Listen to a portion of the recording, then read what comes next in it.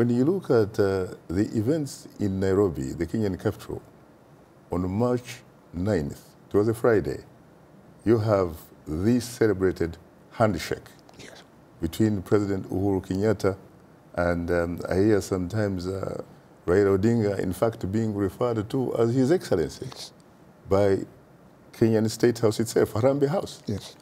Do you think that the Americans were behind that? Because let's face it, could it possibly have been a coincidence that the Secretary of State is about to land in Nairobi and we have that handshake?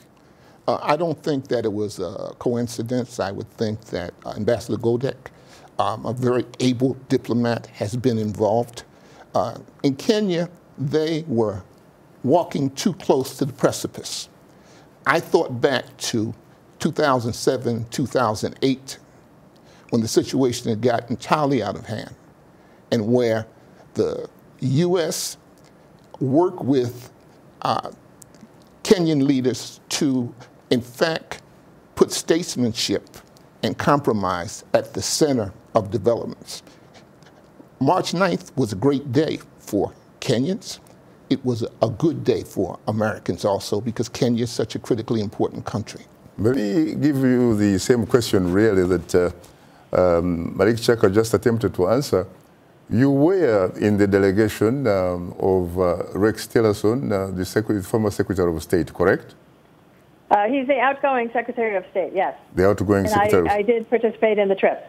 You participated in the trip, and we're talking about this very important handshake in the Kenyan capital, Nairobi, between Kenyan President Uhurru Kenyatta and Raila Odinga.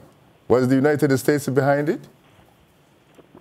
Well, as I joined, I heard my colleague Malik's response, and what I would say is that I think the rapprochement between the two of them was a result of months of discussions behind the scenes that included our very capable Ambassador Bob Godek, as well as the other heads of mission who were coordinating very, very closely to help Kenya stay on the path moving forward.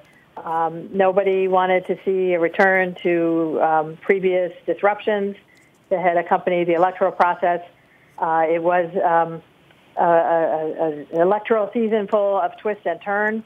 But I think the essential thing is that it was a great day that demonstrated leadership on the part of both President Kenyatta and opposition leader Raila Odinga.